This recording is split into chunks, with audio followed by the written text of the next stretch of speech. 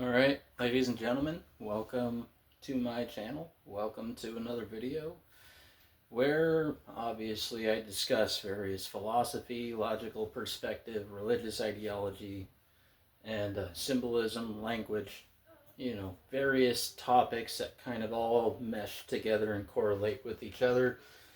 And in this video, we're going to be, as mentioned in a previous video, discussing correlations between the teachings of Christ and the teachings of Krishna from the Bhagavad Gita.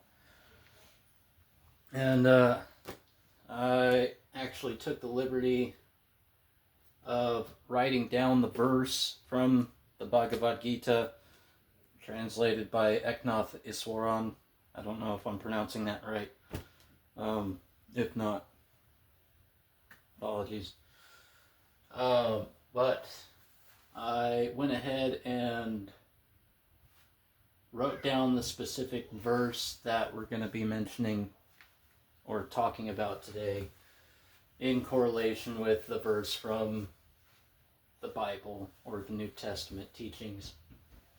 And for those who don't know, the reason why almost always I write down the biblical scripture up there and look at usually the verse that I'm talking about within the book that I'm correlating it to, Bhagavad Gita, teaching of Buddha, whatever the case may be, is I usually pull up one of the Bible apps on my phone, and that's because there's so many different versions in that app, as opposed to I've got like 2 different Bibles on my shelf, and I don't feel that those ones give exactly an accurate translation, but that's just me. Some of them are just different, some of them are paraphrased versions, some of them are actually translations rather than paraphrases, which, I mean, in the grand scheme of things, it's the point of the message that matters. But to the point. All right, so Matthew 28 / Luke 12:4 out of the New King James Version. And of course, the verbiage used between Matthew and Luke is going to be a bit different, as discussed in previous videos. But, and do not fear those who kill the body, but cannot kill the soul. And it goes on to basically say, but rather fear him who can destroy the soul and body in hellfire. Paraphrased, right? Now, with that being said, we're focusing on right here. And do not fear those who kill the body, but cannot kill the soul. So, in chapter 2, verse 30 of the Bhagavad Gita, the self. Now, I want to emphasize that this is capital S self, right? Capital S versus lowercase s. The higher self, or the true self, as talked about in Buddhist teaching, the capital S self of all beings living within the body, thus not the body, is eternal and cannot be harmed, therefore do not grieve. So you've got the same teaching across two different religious ideologies, or seemingly different, right? At the grand scheme, or at the base truthful level of it, they're the same thing, right? Christ and Krishna are essentially archetypes of the sun or the solar figure,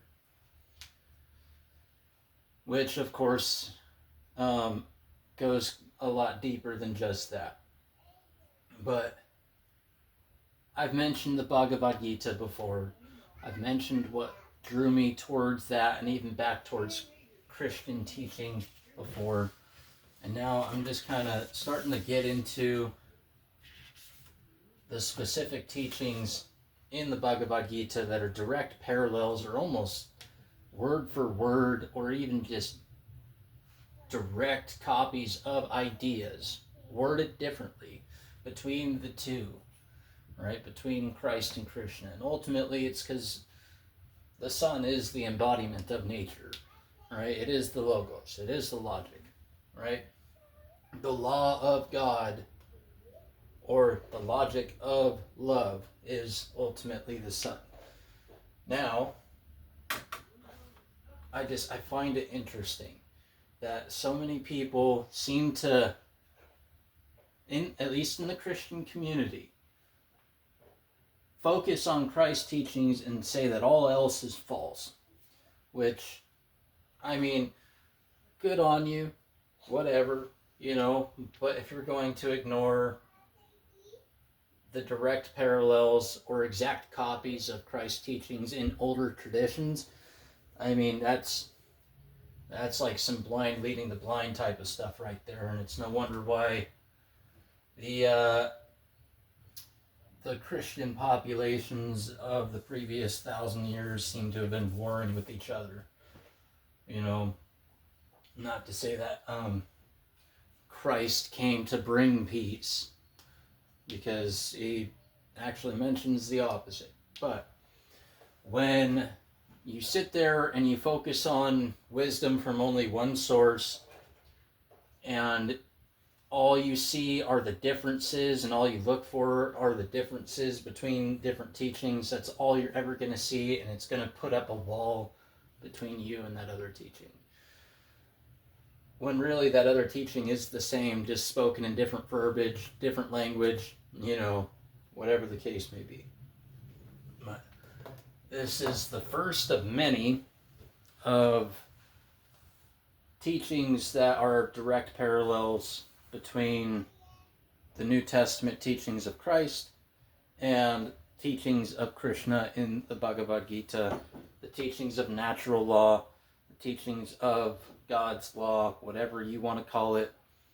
Ultimately, it is logic and love, like, unified together, which is actually something that is talked about by Krishna in a later chapter of the Bhagavad Gita. But we'll get to that in another video.